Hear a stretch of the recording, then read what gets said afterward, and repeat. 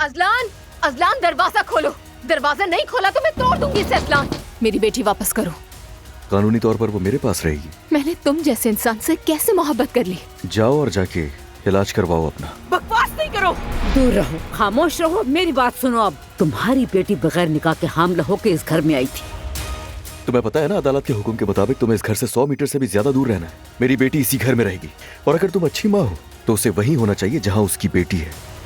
अब फैसला तुम्हें करना है। चलो बेटा, इंसाफ नहीं मिलेगा यहाँ। दुआ चलो। बस करो अजलान। कोई मुदाखलत नहीं करेगा, सब खामोश रहे। दुआ, ऐसा मत करो बेटा।